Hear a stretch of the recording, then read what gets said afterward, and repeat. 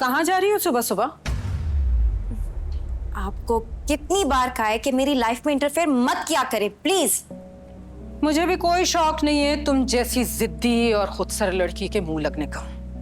जहां भी जा रही हो अपने डैड को बता कर जाओ, उन्हीं के हल्क से कुछ नहीं उतरता तो यही बात तो आपको खटकती है, राइट? एक्चुअली मैं जानती हूँ कि आपको डैड और मेरे बॉन्ड से ना बहुत जेलसी है। सैड। तुम और तुम्हारी गलत फहमियां।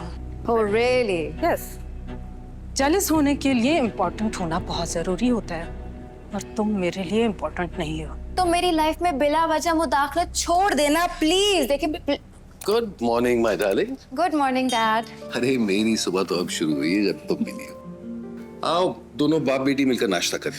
Dad actually I have to go. मुझे भूख भी नहीं है, but I will see you at dinner. Sure.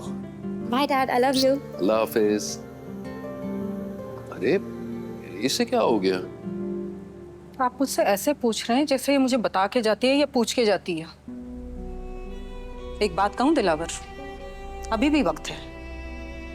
Mahwish के साथ जरा सख्ती से पेश नहीं, जिंदगी भर पछताने से तो बेहतर होगा ना। बस भी करो मुनीजा, खामा बेचारी के पीछे हाथ धोकर पड़ गई हो। दानिश पर कभी इतनी तवज्जो दी है तुमने? देखो मुनीजा, तुमने वादा किया था जब हमारी शादी हो रही थी, वादा किया था तुमने कि महविश की वजह से हमारे दरमियान कभी कोई आर्गुमेंट नहीं होगी।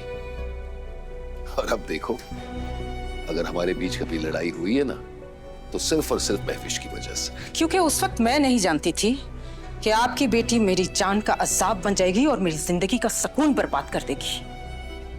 काश तुम भी इसकी माँ कभी बनने की कोशिश करती, तो शायद आज हालात ऐसे नहीं होते।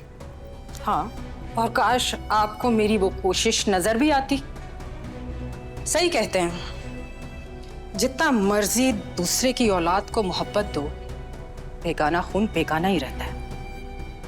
मुनीजा, ये तुम्हारी गलतफहमी है। गलतफहमी है?